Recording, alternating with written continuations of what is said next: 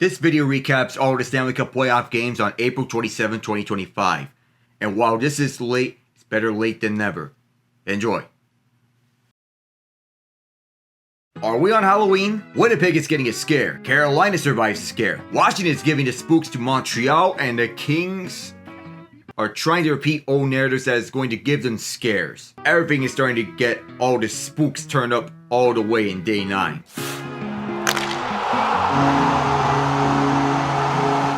Well, okay. Perhaps all those question marks about Connor Hellebuyck in the playoffs weren't just confirmed, they were doubled down. To say the least, he may be looking nervous. Perhaps a stronger performance from that 7-2 loss would do them wonders. Gabe Vilardi took warm-ups but didn't get the all-clear. Dylan DeMello returned, but it's strange to me that Logan Stanley got subbed out for Hayden Fleury. It was a fast start.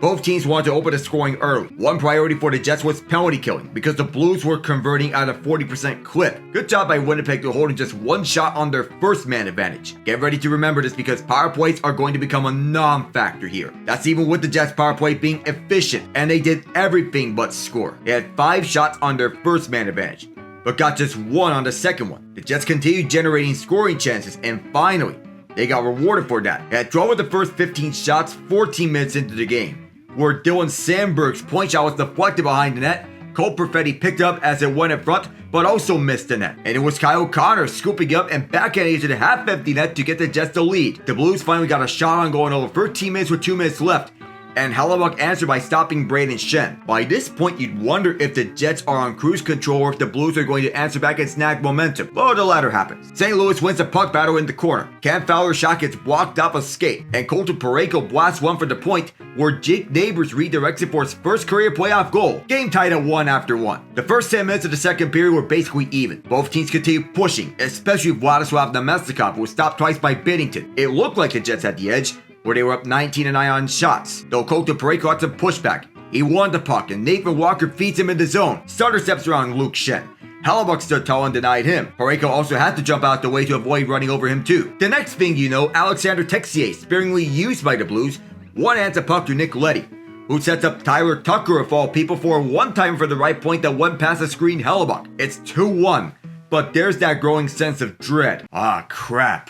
Here we go again. After Binnington turns away Namestnikov again, Alexei Torpchenko wins the foot race, and while Hellebuyck made that save, he won't breathe easy for long. After the Blues power play was over, Parayko and Brayden Schenn drive into the zone, and as Parayko's pass was partially blocked by Hellebuyck, Hellebuyck could not cover the puck as it was out of his reach off the stick, and Brayden Schenn scoops and scores to make it 3-1. Adam Lowry was late to the play as he was exiting the box, and could only watch Parayko trying to find Jordan Kyrou for a tap-in goal. Schenn beat him out, but the Blues were not satisfied with a 2-goal lead. They want more. Schenn's one-timer's wide, but he and Neighbors set up Justin Falk at the deep center point, and his one-timer bounced off Neil Pionk and past Hellebuyck. And for the final nail in the coffin, here's Robert Thomas. Josh Morrissey can't get his stick on the puck for a pass, and Pavel Buchnevich, with Oscar Sundqvist, take it the other way. Thomas calls for the drop, gets it, and powers away with the forehand-backhand past Hellebuyck. That goal was it for Hellebuyck. Pulled for the second straight game for Eric Comrie. He allowed 5 goals on 18 shots a game after he allowed 6 on 25 shots. In his last 13 playoff games, Hellebuyck is 3-10 of a 453 GAA and an 863 save percentage. That playoff save percentage kept gradually getting worse over the last 3 years when you account for postseason series each year. 886 against Vegas in 2023. 870 against Colorado last year. 817 this year. You know it's bad when even the fans are chanting, "We want Connor." Now, Jeremy Boyer, the Blues organist, is even getting himself into a chance by playing the tune. Once again, Binnington is having the last laugh in this mini goalie rivalry. He won the first go-around in 2019 in that year's Jets-Blues series, and did it again in the Four Nations Face-Off Championship for Canada. And while he didn't repeat his performance in Game 3, Cam Fowler is also shutting out the top lines on Winnipeg. He also has the team leading 8 points, the most among defensemen. Series is tied at 2 games apiece, and the vibes are immaculate at the Gateway City. But the Blues need to keep this pace if they were to pull off the upset. As for the Jets, they have a lot of questions to answer, including about not falling off at the worst possible time.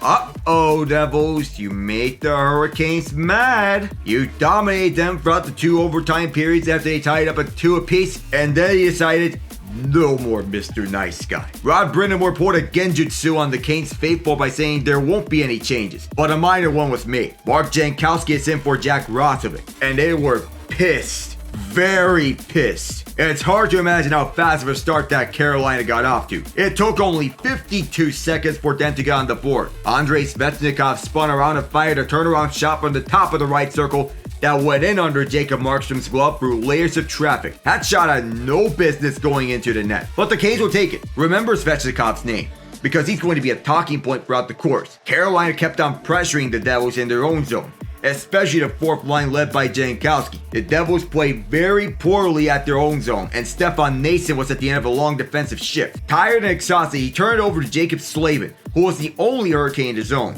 And Slavin made perhaps the shot of the entire playoffs. That puck is not supposed to go in on any other circumstance, but he's not one to shy away from this type of shot. 2 years ago, he did it to the Islanders in Game 2 of that year's Eastern Conference quarterfinals, and here he did again. Slavin bats a clear down, and with his outstretched stick, goes around Noesen and picks the corner top shelf. New Jersey almost got life on a power play, but the Canes kill it off and then get a power play themselves. It carried over to the second period, and the man advantage unit stayed surprisingly hot for their fourth power play goal after they were slumping down the second half of the regular season. And again, it's Svechnikov. Seth Jarvis's pass to him broke Svech's stick, but he got just enough of it to tip it over the line for a second. After Markstrom was in trouble a minute later on the scramble front, Timo Meier dug deep onto the near corner of the Carolina zone for a loose puck. He and Andre Palat tied up several Canes defenders, which allowed the puck to get into the slot for Nico Hischier to fire home to make it a 2-goal game. Well, it was not a Hurricanes playoff game without heart attacks. Brady Anderson has been playing some of the best goaltending he's had this season. His series was actually the first time he started consecutive games this year. Pyotr Kochetkov took most of the reps throughout the regular season. Rod Brind'Amour trusts Freddie to deliver in the playoffs, knowing what he did between Anaheim and Toronto. Unfortunately, he got hurt in the middle of the second. Meier was in a scuffle with Svechnikov. The Canes wanted a penalty, but after review, the penalty was wiped off entirely. There is a conflicting story to this. On one side, Meier could not slow down and had a lot of momentum with him. On the other,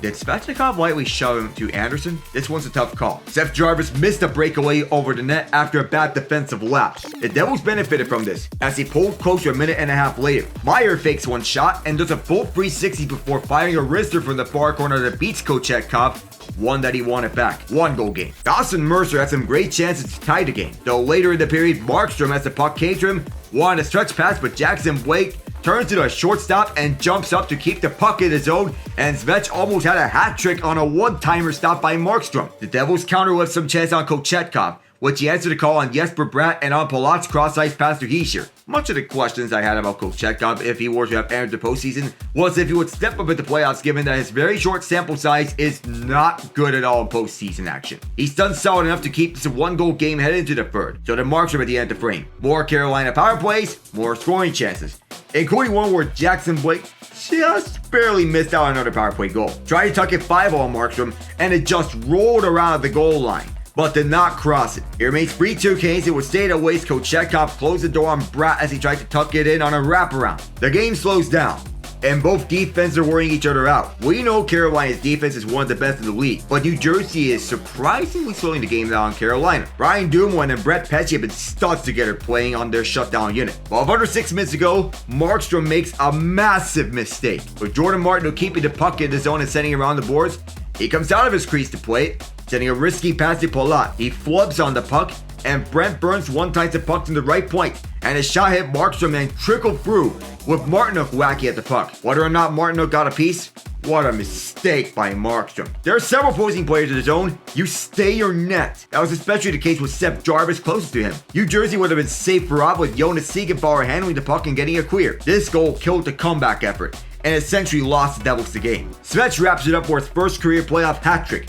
and it helps out a lot that he was moved to the top line. The trio combined for 7 points, and both Sebastian Aho and Jackson Blake each had 2 assists, and special teams is still a huge part of the Canes' success. Their power play had scored in 3 of the 4 games against the second best penalty kill in the regular season, and Carolina's PK still perfect with a pair of kills to the first and second periods. New Jersey couldn't get anything from their bottom six. It was impossible to get anything from them. They didn't get a single shot from this game, while the Canes had 9 shots with them on the ice. And the hope for the Devils was that Shimon Nemeth would stay with Jonas Siegenthaler, regardless of the injury to Jonathan Kovacevic. But the pair was split up. He struggled with Dennis Cholowski as his partner. Not an ideal pairing. Siegenthaler in turn was paired with Dougie Hamilton. Both of them just came back from knee injuries. The pairing was outscored 3-1. Now, I don't know, but my intuition tells me a storm is brewing. Why is this? Oh, it's that the Canes have never blown a 3-1 lead in franchise history. Nothing special.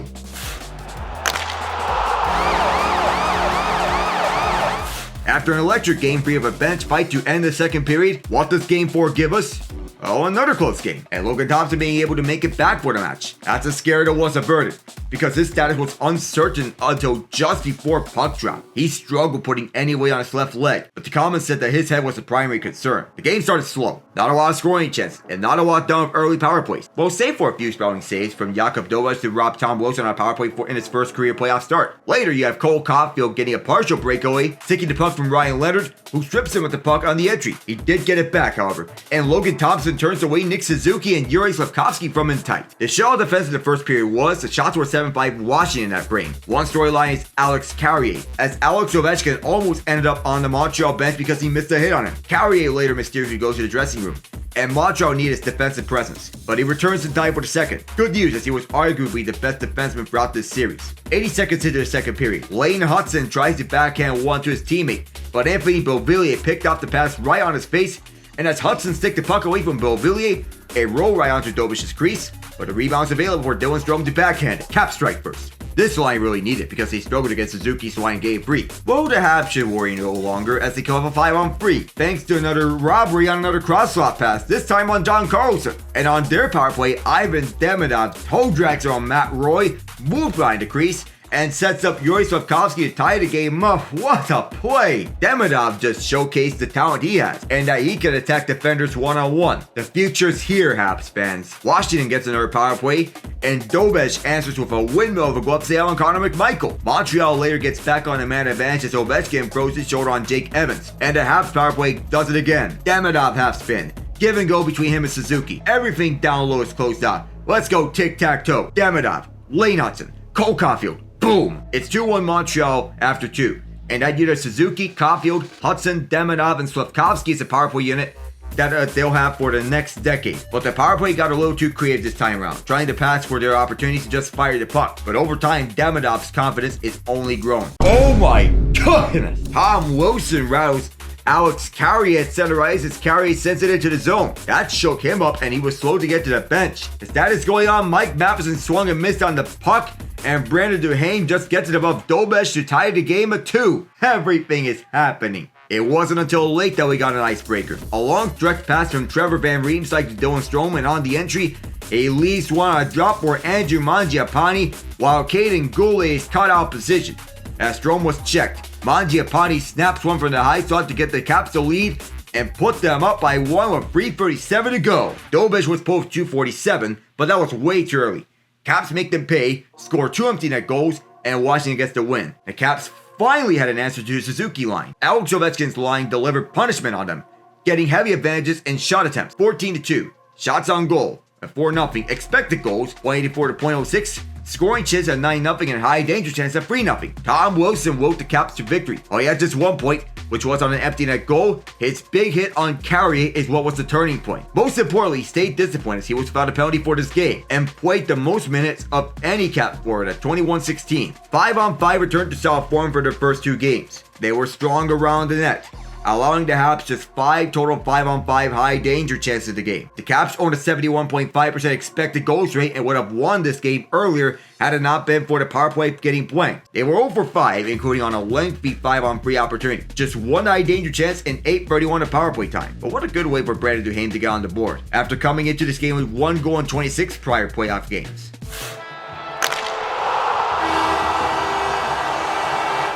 Entering this series, I was convinced things would be different this time around for the Kings. One of the best defenses in the league, a goaltender nominated for the Vezina, the best home team in the league, a suffocating in-your-face style of play. No more 1-3-1 and embracing the 1-2-2 neutral zone approach.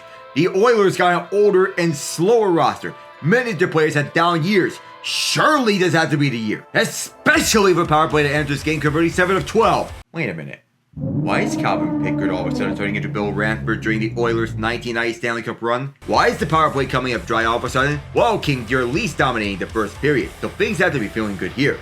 Hey, Philip Deneau helping for a takeaway to set up hometown boy Trevor Moore for the first goal. Moore himself stopped the quick attempt from Darnell Nurse. You even had a 14-6 shot advantage at the end of one. The closest the Oilers were to scoring was Evander Kane hitting the post. Adrian Kempe nearly doubled down, but you know who did? Warren Foegele. With Deneau on the center of a takeaway again, he knocked the puck away from Connor Brown right onto a waiting Foegele, who went full 180 and toe dragged around Pickard to make it 2-0. So far, so good. The Kings are in control of their own destiny here in Game 4 as they, crap. Yes, the Oilers' power play was completely neutralized in the first two games. That doesn't mean they can't strike. Evan Bouchard scored both power play goals for the Oilers last game, but here it's Corey Perry? Since when did he turn the clock back to his Anaheim years? Okay, so Ryan Nugent-Hopkins and Leon Draisaitl find passing lanes through open seams on the Kings' box formation. Perry backhands an initial shot off Darcy Kemper's right pad, volleys the rebound to his forehand, and banks it inside. That's a unique goal in the NHL, one that I've never seen before. Old man still got it. No worries. LA is still in control. Alex Laferriere picks up a mishandled puck and finds Kevin Fiala on a breakaway. Bang. It's 3-1 Kings. And by the midway mark of regulation, the shots were 23-9. Ain't no need to turn the puck over your own zone. Kemper may have stopped Matthias Janmark, but you can't play a fire. The Oilers' power play looks darn good, too. The Kings peak had a chance of their own. So far, special teams battle looks pretty even. On to the third period, where the Kings had a plus 16 goal differential in the regular season. 8th best in the league, by the way. LA? You're kind of forcing Kemper to do a little too much there. He made two strong saves on John Klingberg of a nice feed from Draisaitl. Okay, you slowed it down a bit, but still, the Oilers could strike at any moment. Cycle plays. McDavid and Draisaitl. High-end talent. Boosh bombs. You name it. They got every...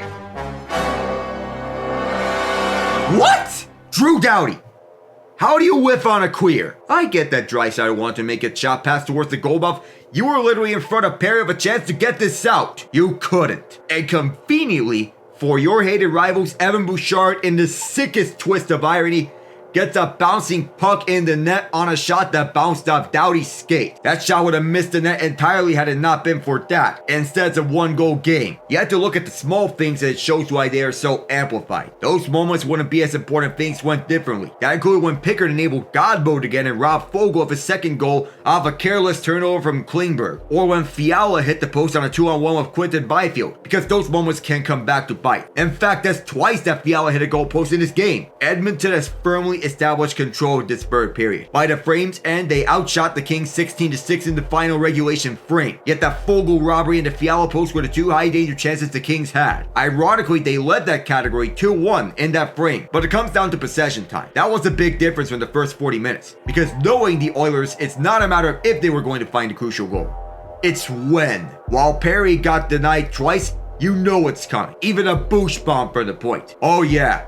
It's inevitable. Tie game with 28.4 to play. Being complacent is a dangerous proposition. The Kings were far too complacent. Most players stopped short of saying they sat back or played too passively. Foegele noted that the team attacked more in this game than game 3. The note noted about the long stretch and how it becomes harder after you defend for an extended period. This game eerily had similar vibes to the 2023 edition of Game 4. A chance for the Kings to go up 3-1 in the series. That year the Kings couldn't put them away. They were up 3-0 in that game and lost 5-4 in OT. This time they were up 3-1. Bouchard went to score 4 goals his last 2 games. 2 of them were to tie this game up. All of a sudden they can feel the energy. The Oilers have all the adrenaline. The Kings are getting exhausted. They're essentially using 9 forwards and 4.5 defensemen. The Oilers are properly balancing out their lines. 4 players on the Kings have less than 10 shifts and less than 5:30 of ice time. Jacob Moverar, who replaced Jordan Spence in this game, and the entire 4th line of Trevor Lewis, Samuel Hellenius, and Jeff Molat. Moverar, Hellenius, and Molat played less than 2:30 of ice time. Moverar is a defenseman. What's the point of dressing players if you're not wanting to use them? Not to mention Brent Clark barely missed out 12 minutes. This was an overtime game that went deep into the first overtime. Edmonton exploded for a heavy shot advantage in this overtime period. Over last year's Stanley Cup run, they've learned to play overtime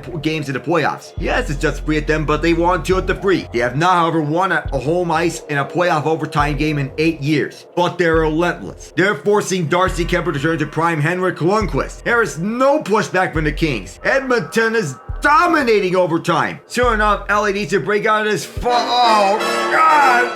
Damn it! You imbecile! You've doomed us all! Vladislav Gavrikov committed the biggest mistake that he could have possibly made. Tripped Connor McDavid to put the Oilers on the power play. The moment that penalty happened, I knew the game was over. Once again, it wasn't if the Oilers were going to score on the power play. It was when. And Draisaitl made sure of it after a net front scramble with McDavid redirecting the initial shot from RNH. The rebound came to Dry as Kemper was down. Dagger.